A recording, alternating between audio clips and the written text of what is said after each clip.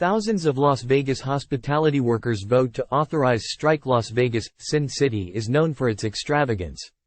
But behind the scenes are the tens of thousands who cook the meals, mix the drinks and clean the suites. On Tuesday, they filled the Thomas Mack Center at the University of Nevada, Las Vegas, where members of both the Culinary Workers Union and its sister union, the Bartenders Union, voted by a 95% margin in favor of authorizing a strike if a new 5-year labor deal is not reached.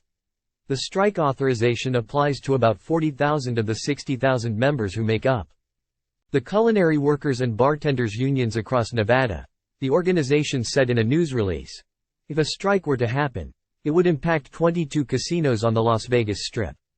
They don't care about us, housekeeper Norma Quinones told CBS News. All they care about is making their own money, making the companies rich. Among their demands are significant wage increases, reduced workloads and more on-the-job safety protections, including expanding the use of safety buttons for workers in the event of criminal behavior by customers.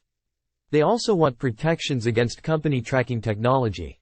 Time equals 400 ms, greater than, rents being jacked up through the roof, said Ted Papageorge, Secretary-Treasurer of the Culinary Workers Union. The cost of gas, the cost of groceries, the cost of electricity. So folks need a raise. 3 major hotel chains are negotiating with the unions. Talks are scheduled for next week.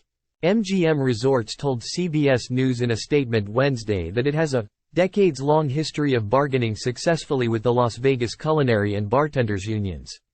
We continue to have productive meetings with the union and believe both parties are committed to negotiating a contract that is good for everyone.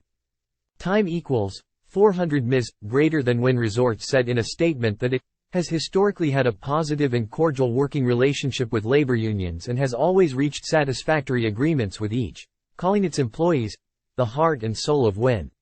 Wynn added that it would continue to work with the two unions to reach an agreement that provides our employees with competitive wages and benefits, in a work environment that matches our high standards. Caesars Entertainment did not immediately respond to a request for comment. It has been the summer of strikes for American labor, and as yet, another possible walkout looms. One has officially ended. The Writers Guild of America reached a tentative deal with Hollywood studios on Sunday, ending a strike that began in early May. It authorized its members to report back to work Wednesday. Comedian Bill Maher announced his HBO show, Real Time, will return on Friday, and Late Night Talk shows will likely begin to return next week.